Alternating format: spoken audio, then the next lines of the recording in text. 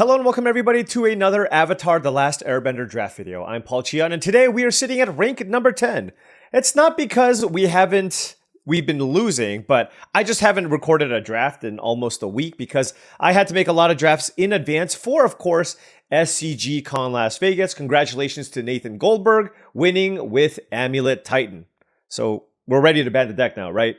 Anyways, yeah, it was a lot of fun broadcasting Modern over the course of the weekend, but now I am ready to dive straight headfirst into Avatar The Last Airbender Limited once again, because of course we have the World Championship coming up in a couple of weeks, and I, of course, need to be on top of everything. Now, before we hop into this draft, I just wanted to say that this video is brought to you by TCGplayer.com. Go to TCGplayer.com for all of your Magic the Gathering singles and sealed product needs. Whether you want to buy some booster product of Avatar The Last Airbender, or you wanted some singles for your Standard, Modern, Pioneer, or Commander decks, check out TCGplayer.com and make sure you hit that affiliate link in the description below before making any purchases. Also, head on over to HeavyPlay.com for premium Magic the Gathering supplies and accessories. If you want top-of-the-line deck boxes, playmats, sleeves, dice boxes, life pads, and more, go to heavyplay.com/paulcheon for 10% off your first order. All right, I got to take some time to briefly look at what's been working while I've been gone, because when I was playing, the format was basically brand new, and now people have a better sense for what's good. Wartime Protesters looks quite strong. 4 mana for a 4/4 haste ally. Whenever another ally you control enters, put a +1/+1 counter on that creature, and it gains haste until end of turn. That seems like an awesome ally payoff. I mean, there's certainly a lot of good cards here. Knowledge Seeker is a very, very good uncommon, along with Path to Redemption and Watery Grasp being very, very good at removal spells as well. But I want to try Wartime Protesters. You know, I haven't been having a ton of success with red aggressive strategies, but I feel like this one is a pretty good one to play. All right, well, there's another rare here. Jeong the Deserter, I like a little bit less. I mean, this is fine if you have a bunch of lessons, but with Wartime Protesters, I'm more interested in allies. Forecasting Fortune Teller can be okay, but I don't feel like blue-red is the best aggressive ally color combination. The Boulder is also a pretty good beat aggressive creature, but it is not an ally. I think it's between Momo and the Boulder, and you know, the last time I tried Boros, it didn't go super well for me, but maybe we can have it be a little bit better this time around. I did draft once at SCGCon Las Vegas, and I will say I drafted a really nice aggressive Boros ally strategy, and I'm kind of interested to see if we can do that again. Here we have the choice between Earth Kingdom Protectors and Combustion Technique. And I think I prefer the Earth Kingdom Protectors. You really want to kind of overload on the allies, but Agna Killa also looks pretty good as a land. So yeah, why don't we take the Protectors here and just have a really, really nice curve. I could believe that one was specific, that pick specifically could have been a mistake, but it does feel like if I'm leading into the land ally synergies, having a 1-drop that can protect Wartime Protesters seems quite strong. Here there is a Combustion Man. Forecasting Fortune Teller is one of the better commons in the set, but we see a 4th pick Lightning Strike. So very, very happy picking that up. Oh, also noting that Sparring Dummy seems to be a pretty good card as well. So that would be the other card to consider. But I'm kind of liking this setup. Seeing a 4th pick Lightning Strike could be an indication that red is, in fact, a color that we need to be. And, you know, I would be pretty excited if we can pull off a red-white allies deck. All right, this is an interesting pick here because Zuko Exiled Prince is interesting. But, you know, I'm kind of just interested in taking Kyoshi Warriors, honestly. This is not an ally. This one is a 3/3 that makes a 1/1, and it's extremely good with Wartime Protesters. They both get +1/+1 counters and haste. That seems awesome. So I'm kind of just looking to kind of go all in on allies here. A Haru Hidden Talent would be really nice if I wanted to move into green-white allies, but I see no reason to take this card when I already have 2 solid white allies. So why don't we take the Kyoshi Warriors and see if this is where we can end up. Here we have Sokka, Lateral Strategist, Avatar Enthusiast, and Path to Redemption. And I think it's between Sokka and Path to Redemption, and I'm going to give this one a try. You're going to be pretty heavy white, but this card, taking a look, the numbers seem to indicate that this is a very, very strong card. And while I do like Path to Redemption a lot, let's try the Signpost Uncommon here, noting that we will be looking to lean into a heavier white color than red. Here we have Kyoshi Battlefan, and I like True Ancestry a lot if you're doing the lessons thing. But there's also Sunblessed Peak.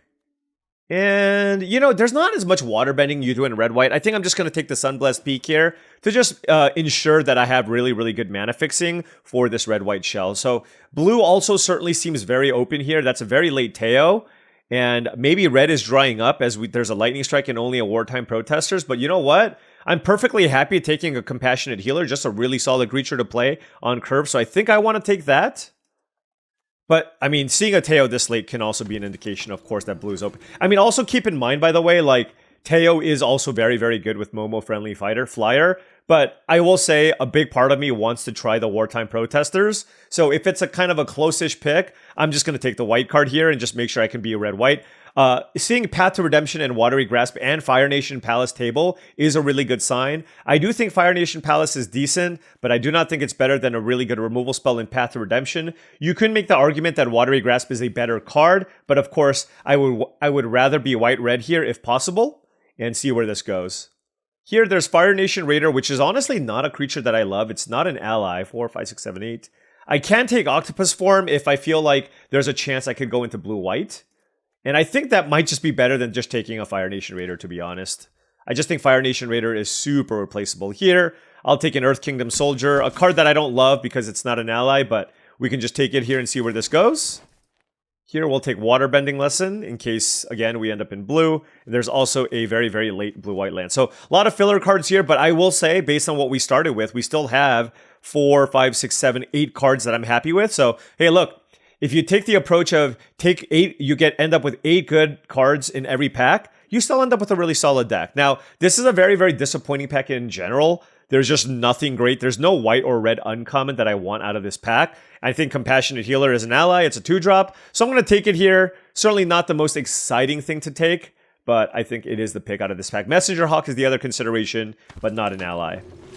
Now, I would like to pick up some waterbending. I do feel like it would be quite nice to have with, you know, these Compassionate Healers, but I feel like I'm still more likely to be red than blue, just given that I don't really have like a particularly strong blue card. Now there's Vengeful Villagers, Wandering Musician, and Mai here, or is it May? It might be May, in the Boros deck, and if I wanted to go blue, I could consider this land or North Pole Patrol.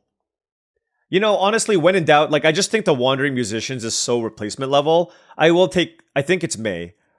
This is not an ally, but it does have a lot of upside if you have a lot of spells. So I'll take it here and just note that, you know, obviously there can be a chance that this makes it into our deck. We'll note red is continuing to dry up here, so I will probably just lean to trying to cut off the white here if possible and see where this goes. Here we have the choice between Avatar Enthusiasts, Yip Yip, and Fancy Footwork.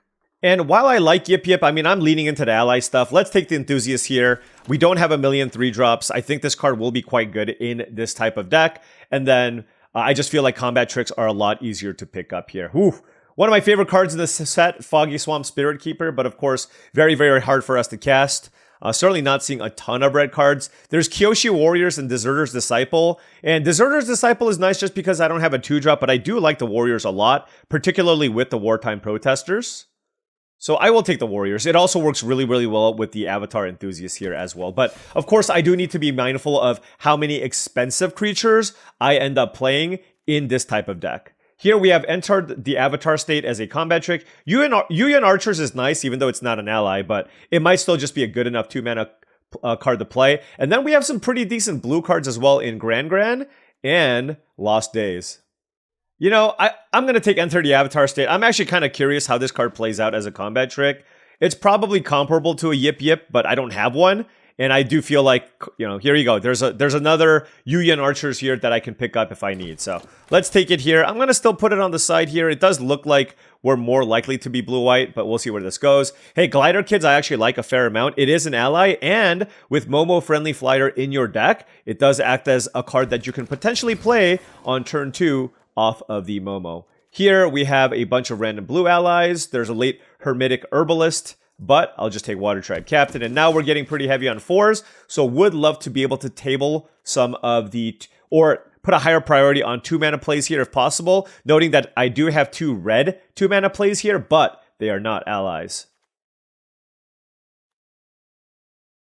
White Lotus Hideout is not particularly strong here.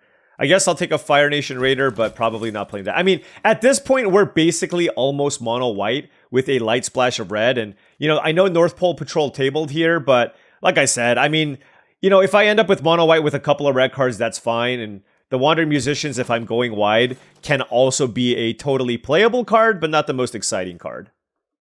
All right, we'll take, certainly not playing Mongoose Lizard. I guess I'll take Quencha in case I have to go blue, but yeah, I mean, those colors are certainly being cut off, but 4, 5, 6, 7, 8, 9, 10, 11, 12. I mean, we do have a ton of playables just from white alone, so this would be interesting. Like, if we get oh my gosh. I'm just, you know what? Look, there's no way I can play the card. I'm going to take Boiling Rock Prison in case I have to splash black. All right, I will tell you right now, there's a lot of aggressive drafters at the table because there's a lot of cards that we were hoping to get, and we basically have tabled none of them. Here, there's another Earth Kingdom Protectors. It's a nice way to protect Sokka and Wartime Protesters. So I think I'm probably going to take that. Just a nice little 1-mana play here in a deck that's really looking to play a bunch of allies. Let's see where that goes. Okay, this might be a card that I should go blue for. Katara, Water Tribe's Hope. I actually haven't seen this one.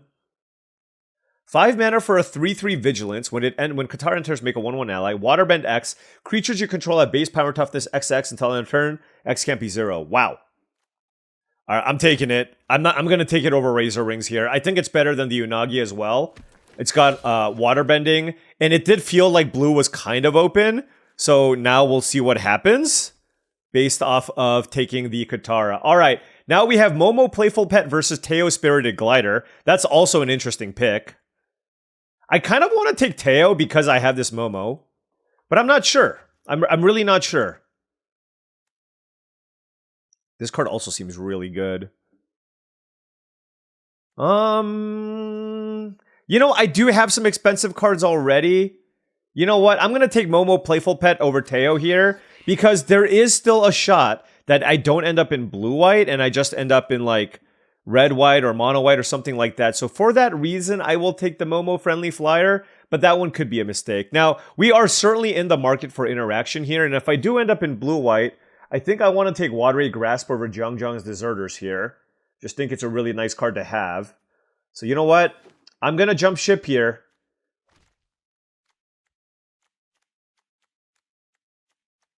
And see where this goes. Octopus Form is also a perfectly fine combat trick, by the way. All right, moving on. Pack 3, pick 5. Here, there is a Ty Lee, Artful Acrobat, not an ally. I think I'm just going to take Avatar Enthusiast here. You know, I'm not as high on this as maybe a lot of my viewers, but I will take it here because we are a very, very heavy ally deck. 2, 3, 4, 5, 6, 7, 8, 9, 10, 11, 12, 13, 14 allies. And also, notably, the Enthusiast works really, really well with the Kyoshi Warriors and Katara, Water Tribe's Hope. Now I will take the Gran. It's a late Earth Kingdom General here as well, but this is really, really nice when you do have Waterbending. It's a 1-mana ally too. Our 1-drops are super amazing. We have a Watery Grasp and Katara for Waterbending effects. Let's see if we can get a few more. I mean, I can certainly just play Waterbending Lesson in blue-white. Don't mind that. And here, I don't love Rowdy Snowballers that much, and we have a bunch of 3s already, so I'll take Appa for the top end of my mana curve here. Oh my gosh, all right. Hey, look, it took me a while, but clearly blue is open. Pick 8, Invasion Submersible. So very, very happy about that. Here, I just need like a 2-drop, and I don't really care about Quencha, so I guess I'll take Pretending Poxbearers because it's an ally. It's a lot of creatures. 17, 18, 19, 20, 21, 22, 23. Yeah, I mean, this is a deck that certainly could have used a few more spells, but we didn't really see that many. Here, I'll take a Giant Koi. You know, I would have expected to table some more blue stuff, but we really didn't. Ooh, Zhang's Deserters. You know what? I'm totally fine with that card in my deck. And Appa, you know, also this is a card that I think is massively underperforming. I'm still going to play it because it's like a fine top-end card. It's also a flyer with the Momo, so I can play it at 5, which is certainly stronger. Do I wish I took... Well, I certainly wish I took one of the Teos earlier, but it is what it is. I don't like this is not a good Otter Penguin deck. Wow, we have so many 1-drop. I feel like all these 1-drops are pretty good, though. But we'll see. I mean, what's our curve looking like? 2.5. Certainly that's a nod to all the 1-mana plays here that we have. Yeah, I mean, the more I think about it, like, my deck's not maybe aggressive enough. The thing is, this card just still seems really good, but having a bunch of 1-mana plays can be kind of weak. So I'm wondering if I should have maybe taken the Teo here. It would have been pretty nice here with like Momo, Friendly Flyer, to be able to ramp into that. But at the same time, having a bunch of cheap flyers also works quite well with this Sokka. So, you know, you can kind of go both ways. I kind of like just having a million allies and a million creatures, so I'm kind of looking at my spells, noting that because I have double Earth Kingdom Protectors, I feel like I probably don't need both of these combat tricks, and then I'm trying to figure out which one's better. Enter the Avatar State or Octopus Form. This one gives +1/+1 untap and Hexproof, and this one gives Hexproof, Lifelink, Flying, First Strike. You know, I actually think it's probably pretty close between the two. I could possibly play both. But I think if you draw too many Earth Kingdom Protectors, enter the Avatar States in Octopus Form, you're not really doing a whole lot with your life. So I think I'll keep Enter the Avatar State because I do have 2 Avatar Enthusiasts. Like, these can randomly get really, really large, and then I can see myself closing out the game by giving it Flying and closing out the game that way. So let's try Enter the Avatar State and just play a million creatures and see how this does. All right, now before round 1 starts, I did want to say that if you've been enjoying this content and wanted to support the channel in a different way, I do have a Patreon. That's patreon.com/paulcheon. Special shout out to all the patrons here. Really do appreciate all your support. Access to the Patreon gives you access to my Discord channel, which I believe is a great way to join a great community of folks also looking to up their limited game. Very, very active group of people. Awesome folks. Check it out. All right, on the play here, classic allies hand, 1-drop, 2-drop, 3-drop. Just need to make sure we can hit land drop number 3.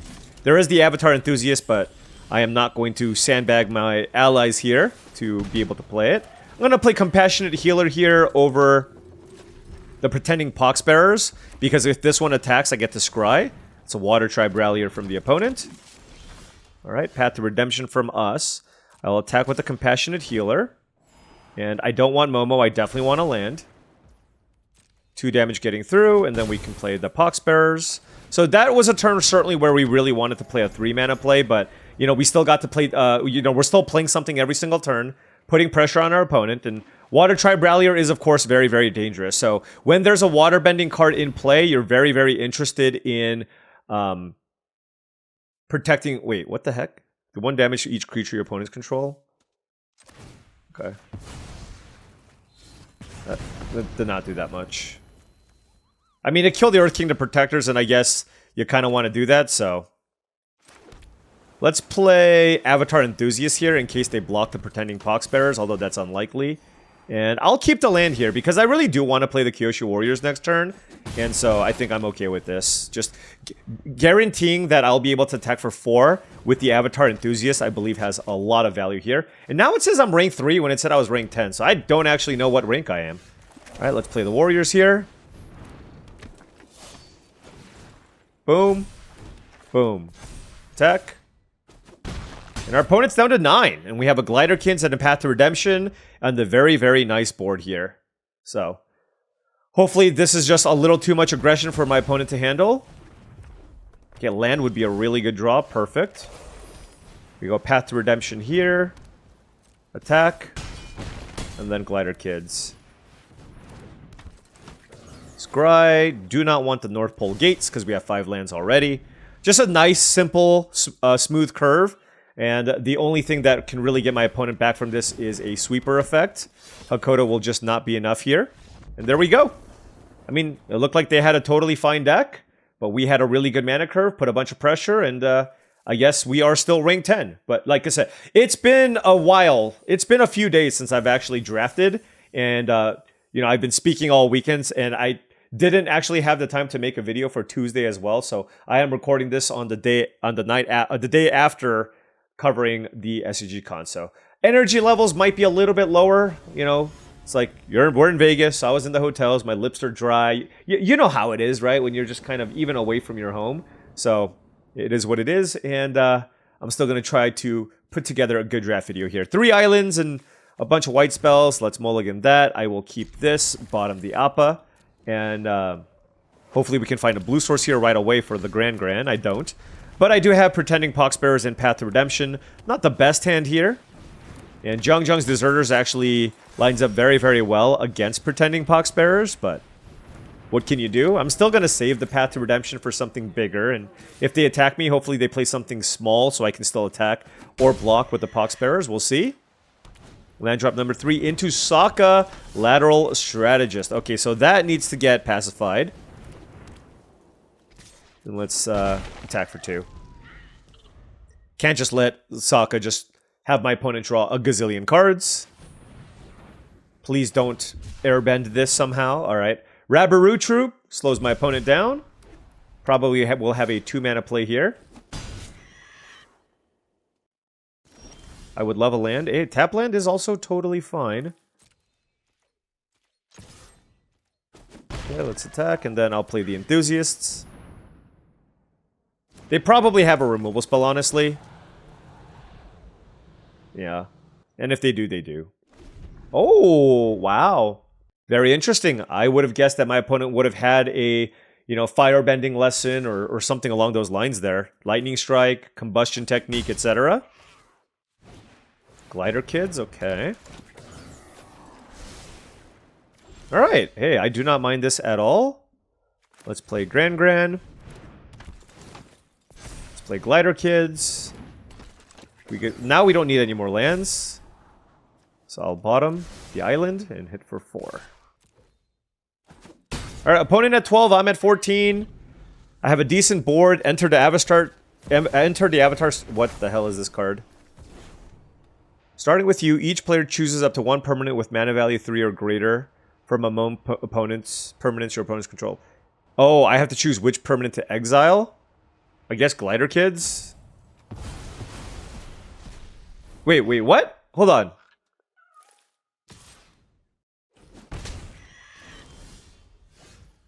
What just happened? I just lost both of my creatures. Is this card busted? Oh, it's only the highest win rate card in white-blue. Wait, did I get to see what they chose? Okay, you know what? It's fine. It's fine. We were probably dead anyways. Oh my gosh, that's kind of annoying though. What does it do now? I draw 3, they draw 3? And then this becomes a 4/5? Okay. I mean, it looks like they might have... Yeah, this enchantment's obviously very strong. And maybe I misread it.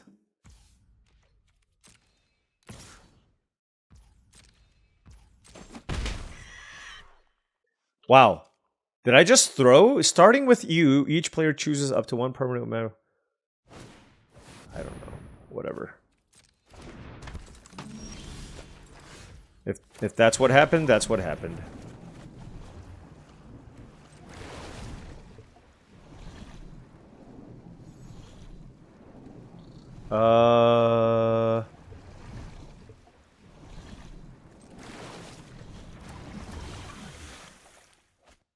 Okay. I can pit something. Probably Compassionate Healer. I feel like Enter the Avatar State's pretty important with Katara. Let's go Compassionate Healer. And then...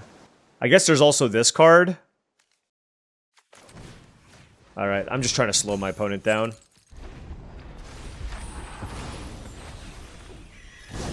What does this card do? 4/5? Whenever you cast your second spell, airbend up to 1 other target non-land permanent. Okay, I mean, I'm just dead, right?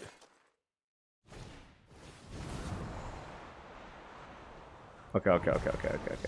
Alright, this card is unbeatable. Is it the best rare of the whole set? Let me look. Between all cards, the Legend of Yang Chen is the second best card in the format.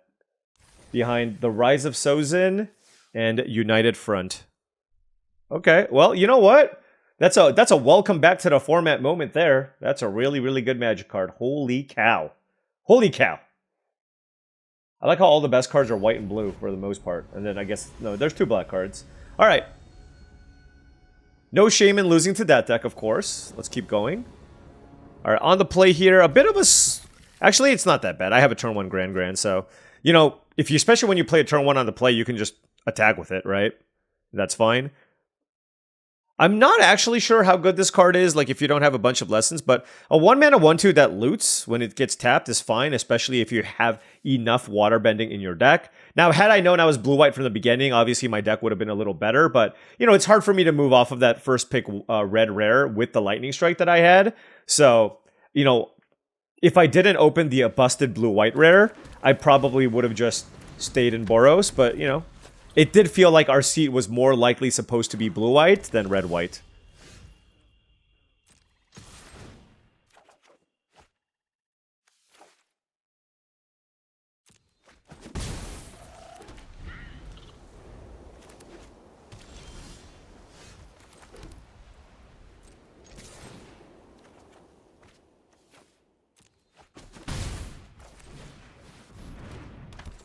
So next turn, I'm probably going to be... It's going to be probably unlikely that I can attack with the Grand, but I'm just doing this as like a high upside play. And I guess I was going to, because my opponent did nothing.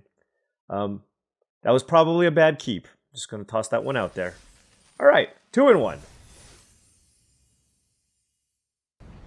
Yeah, look, just like many of you, sometimes it's easy to be susceptible to like your first pick rare and kind of lock in. And yeah, again, that was probably my fault here. All right, I have a turn 1 Grand. I kept a hand with no white sources. I'm hoping this works for me, but this might have been a little bit sketchy. If they play a 2/2, I'm in trouble. Path to Redemption, okay. White source? This can end up being very bad for me. I'm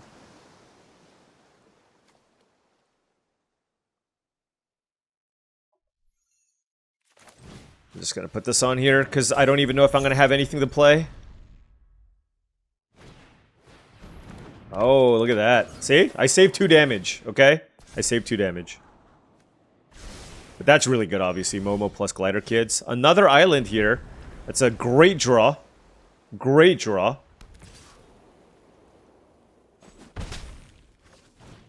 Avatar Enthusiast, okay.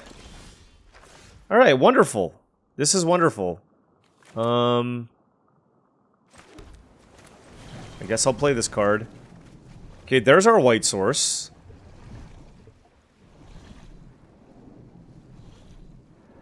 Let me think.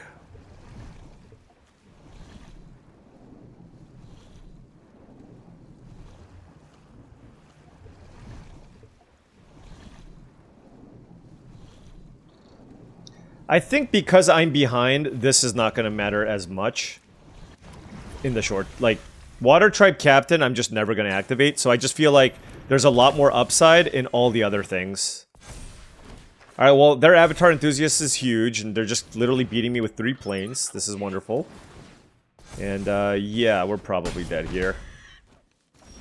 Drew the white source far, far too late, is what I'm gonna say. 5/5? Jeez, that thing gets out of hand.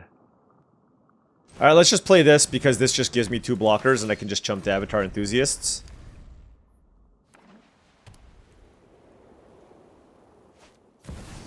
Okay, never mind. So I just played against the best card in the format, and like, I played against literally 2 of the 3 best cards in the format.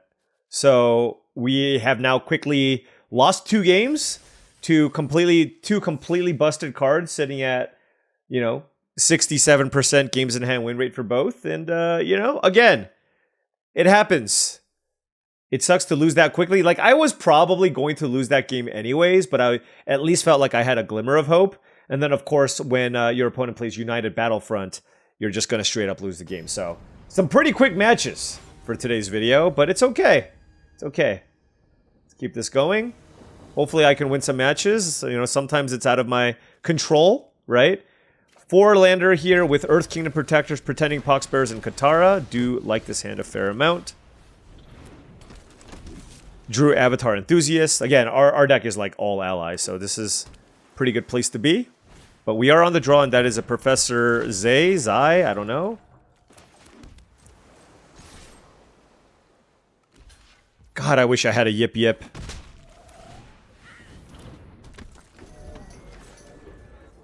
I don't know how much I love playing this card if I'm, like, blue-black. You know what I mean? I just feel like you need to be like... I mean, if you like, you would want to be very, very dedicated blue-black. So...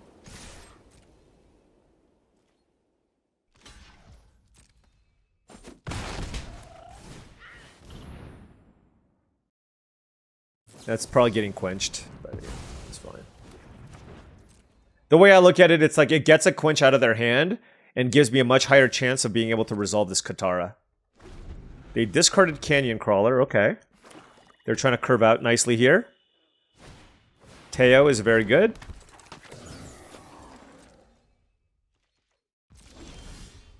Alright, we'll play the... Yeah, we'll play the Warriors. The reason why I'm playing the Warriors over double Compassionate Healer is this is a 3-3, so it attacks through the Professor. Especially if they choose to attack me with Teo. I mean, this is not a bad spot to be. Like, also, their hand is insane. They've discarded Messenger Hawk and Canyon Crawler already. And Messenger Hawk would have been a totally fine play here, so that definitely gives me some concern as far as what they could have in their hand. I'm hoping this Katara gets it done here for us.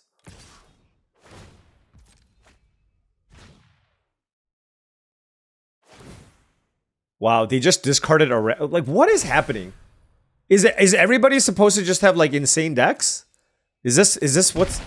Did I just forget how to draft this format and all of a sudden... Okay. I mean, I guess they're trying to be the aggressor here, but wow, this is ridiculous.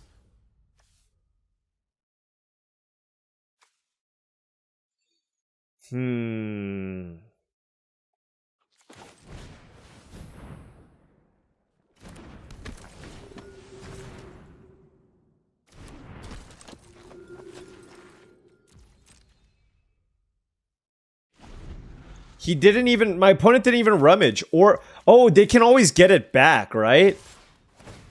But they can do it during their turn. Power 3. I don't know. How do I win this game?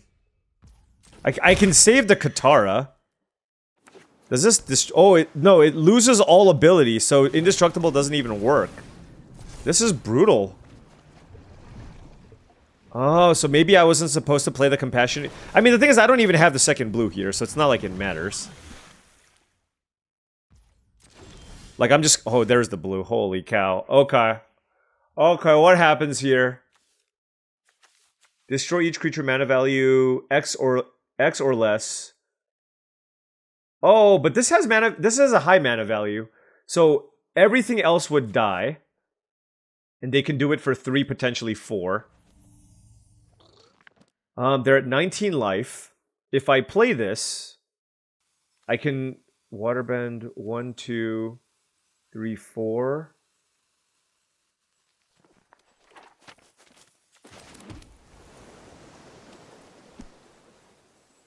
Whatever.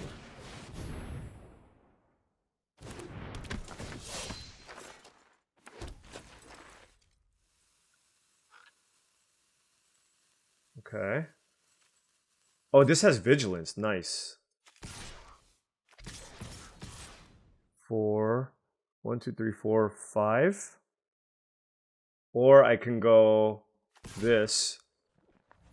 And then everything gets 4 across the board. Yeah, let's do that. Waterbend 4. So all 4 of these can be 4/4s, which is pretty good on this board, I think. And if they choose not to block, they will die.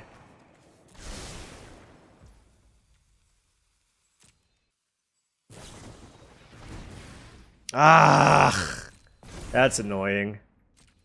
Okay. I mean, they still can't eat something unless they double block one creature. So... They need to block with the Professor. Oh, yeah. Yes.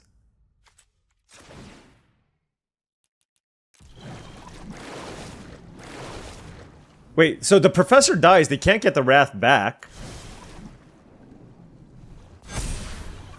Okay.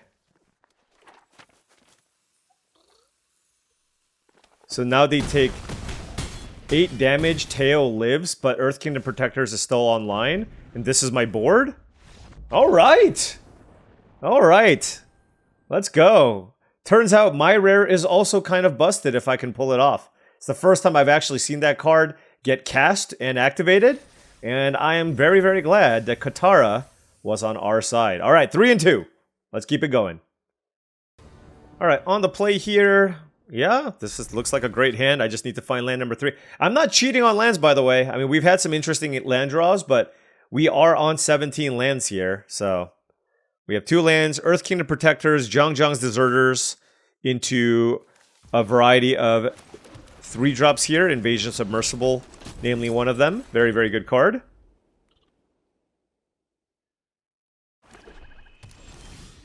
Now my question is, do I put this on the Deserters or the Protectors? I think I put it on the Deserters. Like, I want this to just be in play to be able to sacrifice to save something else. So I'm giving up 1 point of damage, but I do think a 2-3 is better than a 2-2. Like, it's very likely for my opponent to play a 2-mana 2-2 that can trade with this, but I think a 2-mana 2-3 is much, much harder to trade with this early. Curious what I should play next turn. I mean, if I want to get in for the maximum amount of damage, and I don't care about the Scry just yet, I think Water Tribe Captain is certainly a reasonable thing to play. Pretending Poxbearers, okay. Definitely attacking here. Now they have the Poxbearers, I feel like there's a good chance they can play a second thing. I don't know. Like, I think you can make the case for either Water Tribe Captain or Glider Kids. I'm gonna play the Captain. Like, I still don't mind if I draw mana source number 5. The value of this Scry gets better with a little more information, where, like, once I'm at the point where I absolutely don't want lands, then this card gets better, in my opinion.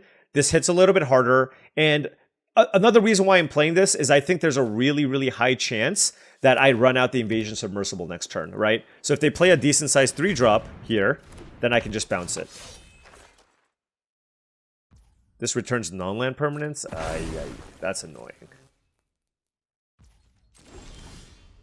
Like, bouncing Toph just feels really bad, right? Bouncing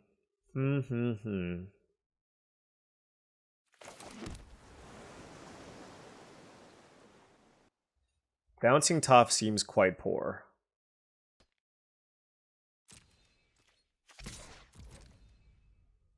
See what happens here? I mean, I can use the Protectors to get the Toph off the battlefield.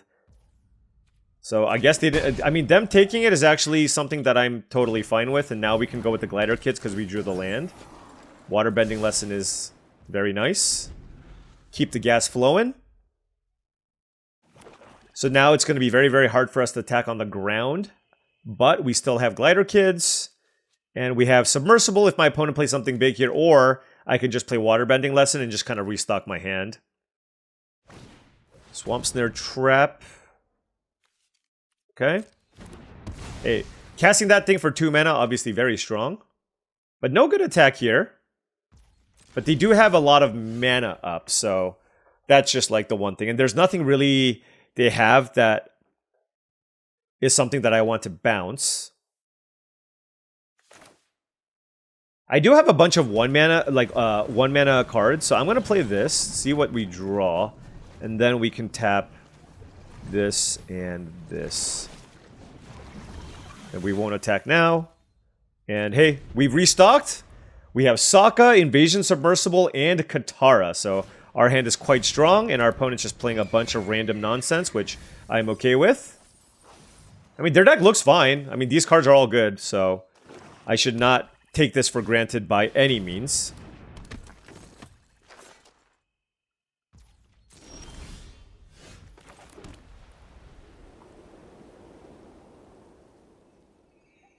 What should I bounce?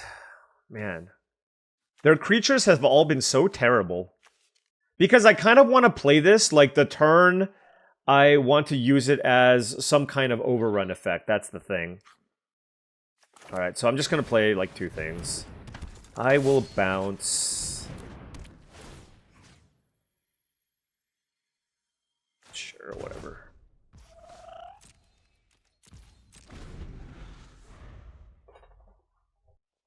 Because I can still exhaust and turn this into a 3/3 end of turn, and then I'll have 5 attackers, plus the Katara, which I do think is quite strong. Alright, so yeah, this is a turn where we can get in for a lot of damage.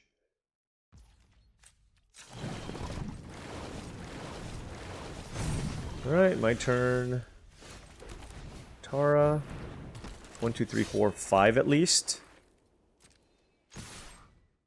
1, 2, 3, 4, 5. Yeah.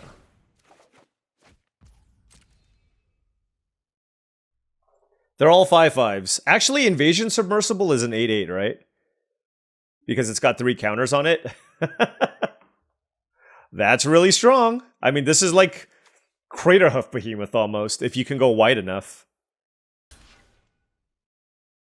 The thing is, 3 creatures can't get through, and something has to go in front of the Submersible.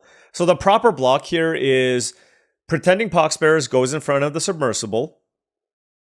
You could make the argument to double block Sokka, I suppose, to kill it, because this is certainly not going to kill it, right?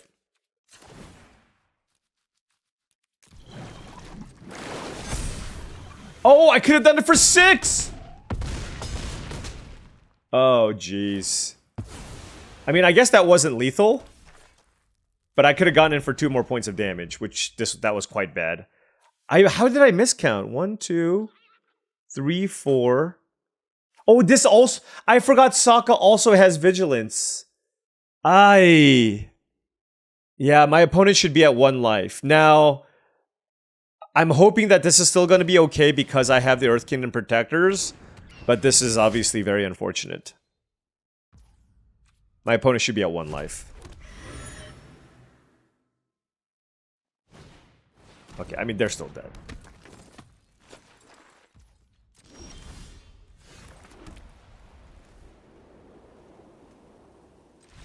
Alright. Yeah. Katara, absolutely insane and worthy of the color chain. So we have been playing some extremely fast matches here. We are already at 4-2, and we're like 40 minutes into the video. Alright, opponent on the play here. Ooh, this is quite a... God, I need a plains. Man, nope. I feel like I'm still supposed to keep this hand, but I'm not sure. And our opponent is on Mardu? Fair enough. I mean, I'll play the friendly flyer. See what happens. Do I even have a good flyer to play? Oh, I have an Appa. I mean, if they kill Momo, they kill Momo. It's not a big deal. But I'm playing it now just because I can... Oh, jeez.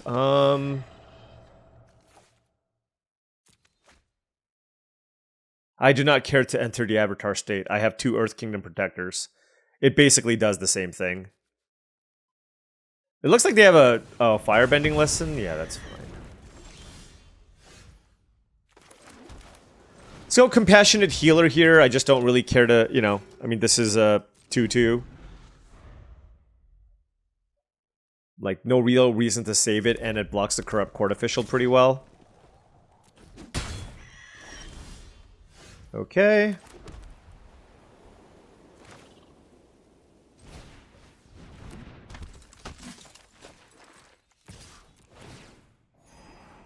I don't think I want another healer. Alright, let's play a bunch of protectors. Like, I'm looking for, like, my good cards, right? Like, my Kataras and stuff like that, so...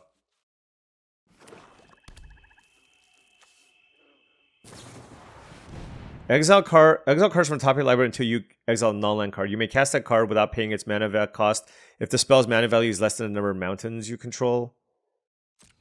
Okay. Zhao the Moonslayer. 2 mana, 2/2 menace. Okay.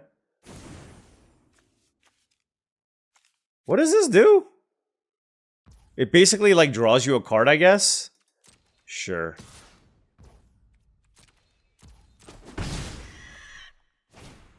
Okay. I mean, the card seems fine, but nothing special, right? Is kind of the way that I look at this here. Alright, let's play Waterbending Lesson. Ooh. Those were some good draws. Let's tap you and tap you. I don't want to land. We actually have 2 lessons in our graveyard, okay? I'll take Gran.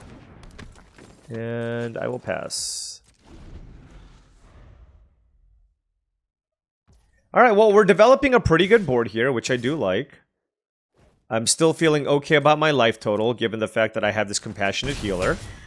I have Watery Grasp if they play something big, and I can shuffle it back into their deck here. And I have Compassionate Healer and Gran to use. Okay, so that is an excellent target for Watery Grasp. So maybe I won't run out the Katara just yet.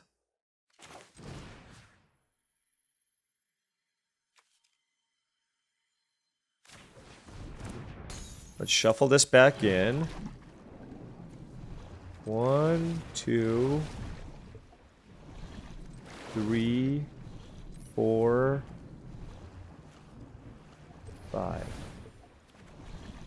Okay, we can discard the land. Shuffle that back in. Attack for 2. Don't want the land. 2 damage, and then we play the Poxbearers. Alright. And we still have a pair of Earth Kingdom Protectors to kind of protect against... Okay. Like, this is just such a small cost. Like, if they're gonna spend their turn to get Merchant and replay it, like, obviously I'm fine with that, right? So... And I get to keep my life total kind of high. Fire Nation Raider, sure. May? I never know how to say that one. Alrighty. Things get a lot more interesting now. I mean, they're kind of out of action here. If I play this, I can waterbend for like 1, 2, 3, 4. I'm at 11 life. So I can attack with these 2. And these 2. Let's see what they do. I'm at 11. Sure. So 1, 2, 3, 4. I want to be able to hit for 5, so let's go 1, 2, 3, 4. And then, yeah, 1, 2, 3, 4, 5. Okay. I don't want that card. Loot. I don't think I need the Enthusiasts. Okay, yeah, they lose. I'd rather just play the land and be able to waterbend for more. And next turn, I'd rather play the Warriors than the Enthusiasts, so. Katara winning us yet another game. Such a strong Magic card, and now, you know, we lost to some... Look, 2 of our losses were to busted rares, and a lot of our wins can be attributed to our busted rare as well. Can't complain, very happy about this. 5 and 2, let's keep it going. Hey, we're up gems. You know, I certainly feel a little bit rusty here. We'll see how this goes. Now, this is a hand with good mana, but all commons, but hopefully this just gets us to where we need to go, and eventually we can find that Katara and try to take over the game that way. I've been very happy about Compassionate Healer. It doesn't look like it's like a bomb or anything, and I'm not saying that it is, but it has played out to be a lot better than I would have expected. Turn 1 Callous Inspector, a little bit annoying, especially if they have some good sacrifice synergies. Turn 2 Rumble Arena, okay. What are you working with over there? Hey, this is a good mana curve opponent. I don't know that I appreciate this.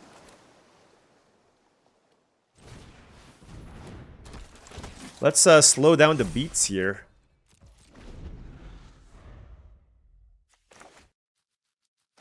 Now, if they attack me with the Callous Inspector, I think I just take it, right? I don't want to trade it with Earth Kingdom Protectors. Okay. 4 cards in hand. Did they mulligan? 3, 4, 5, 6, 7, 8. 3, 4, 5, 6, 7. It feels like they've mulliganed or something. Okay, Boomerang basics their own Callous Inspector. Sure. Okay. Play a flyer. I'll keep the Kyoshi Warriors here. Seems like a mighty fine 4-mana. Like, next turn I can play the Warriors and then into the Water Tribe Captain Compassionate Healer. That seems quite nice.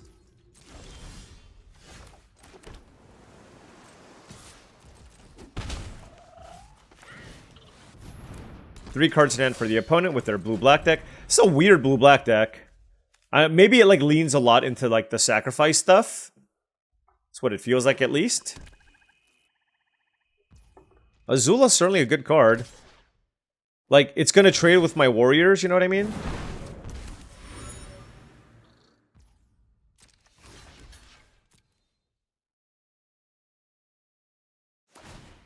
And I'm okay with the warriors dying here. But yeah, I mean, they got their card back. I got a 1-1 out of the deal. I think they're ahead on the exchange there, but, you know, hey, I got to deal with one of the legendary uncommons, so that's okay. Wouldn't be shocked, though, if the win rate on this card is quite bad, just because the sizing of this isn't particularly exciting. But this is our all commons mono white draw. It's going to be very hard if we can't find the rare.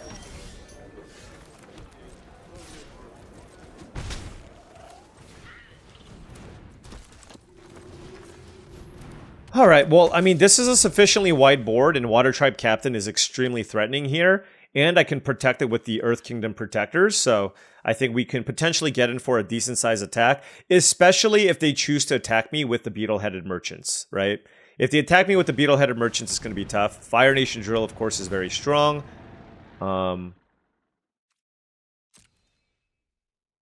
are they targeting? I will save it. I think the captain is quite important here. Oh, Fire Nation Drill, are you kidding me? I forgot about the second line of text. I'm an idiot. Oh my gosh, that's insane. Oh my gosh. All these rares. What is with these lines of trinket text? Yeah, it's an oops. Okay. Yeah, fine. It's an oops. Whatever, buddy. Oh, I'm so stupid. God, I'm so bad. Alright, so I should have that 1-1 in play.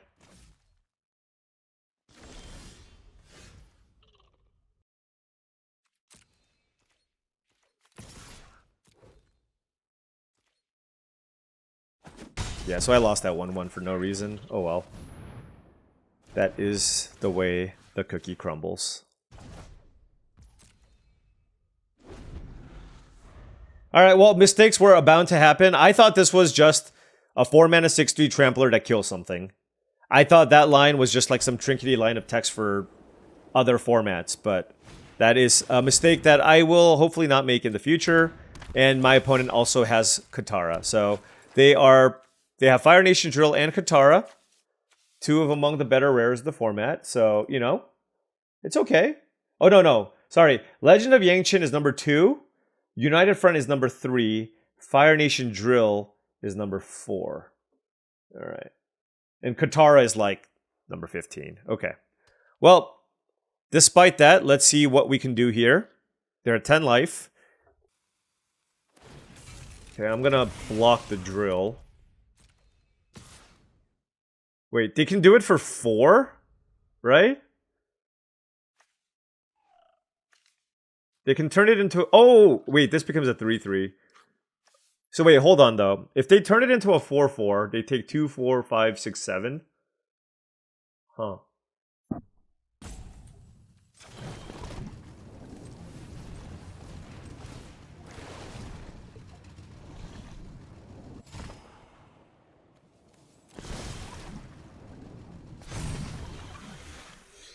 Um... 2, 3, 4. So then I only take 1 trample, but the next turn I take a million trample. I kind of want them to tap out here, actually. 2, 3, 4, 5, 6, 7. They go to 3, and then I play this. I would go to 12, and then I block whatever, 2 things. And then they go 3, 4. God. This is rough.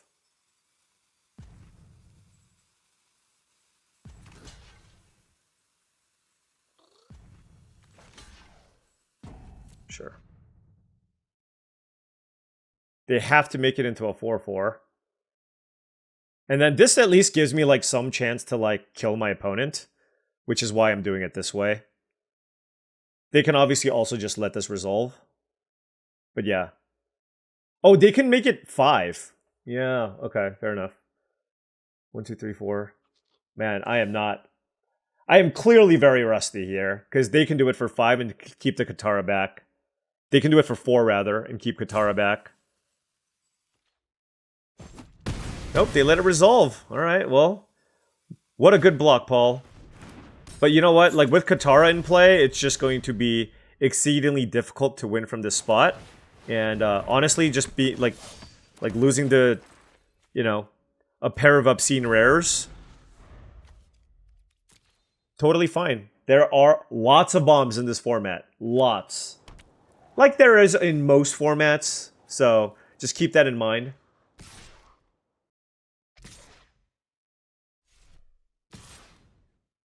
Three, 4, 5, 6, 7, 8, 9. Oh, this has vigilance. 3, 4, 5, 6, 7, 8, 9, 10. So we can make them all 10/10s. I mean, you can if they attack with all 3. Just this. Okay.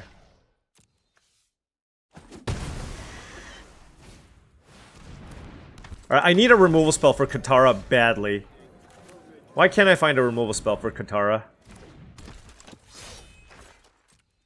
A Watery Grasp would have been so nice. Is that too much to ask for? They didn't shuffle the Glider Kids back in.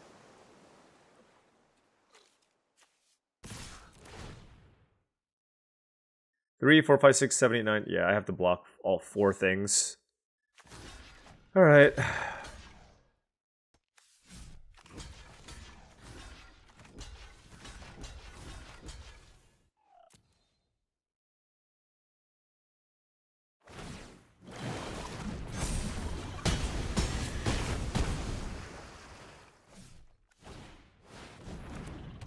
Wow, their deck is exceedingly mediocre, but Katara is a busted Magic card, so it is what it is. Alright, well, you know what?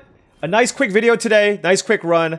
I'm going to actually spend a little more time seeing what, like, you know, analyzing numbers a little bit more when I have a little more time here and just try to get a better sense for how I should be approaching the format. Now, I do feel like blue-white was probably the color combination that we should have been, given how late the Invasion Submersible was in Pack 3. We did see a super late Watery Grasp, and there was another Grand that I could have taken. Now, this deck was overall a little bit lighter on interaction. What did we lose to? But we lost to a Saga, and we lost to, like, a card that United Front that makes 1 million tokens. I guess in this particular matchup, having access to another way to deal with the Katara would have been pretty good. But Fire Nation Drill Katara, like, look, I mean, honestly, not too much to say.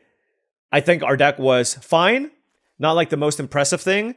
And that is something that you'll see a lot in this format, where a lot of the commons are kind of sitting in that 55%. They're just like, you know, filler cards that you play. But there's a lot of cards from uncommon to even rare that just completely laugh at everything that you've done so far up to that point and completely take over the game. And we saw that kind of throughout the entire draft, with us casting Katara on our side, our opponents casting Katara, and some number of their bombs as well. So just keep that in mind. I do think just a nice, aggressive, proactive ally deck is still quite good.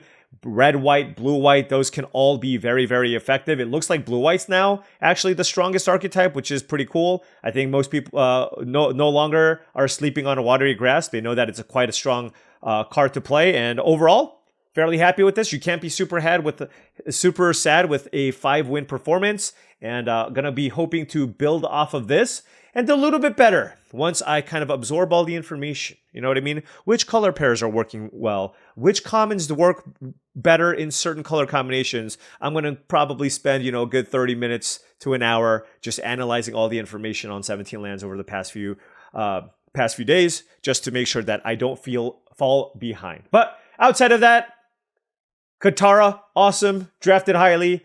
Like, basically wins you the game if you can untap with this thing. It is completely ridiculous. The name of the game in this format is to go wide in a lot of instances anyway. So when you play Katara and you're blue-white, you're going to have a lot of tokens. She's amazing. Take her very highly. I switch colors for her in Pack 3. And guess what? she was the reason why I won a bunch of my games. So certainly can be a card that you can consider switching colors for, especially because I was predominantly almost a mono white deck anyways.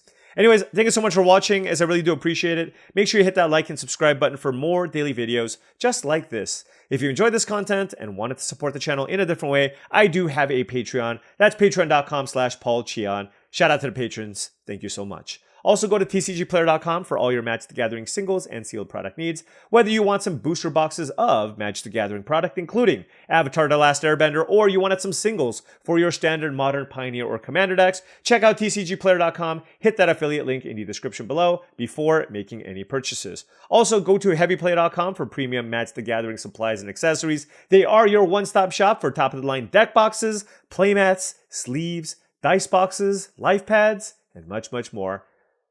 Go to heavyplay.com/paulcheon for 10% off your first order. Thank you so much for watching, and I'll see you tomorrow.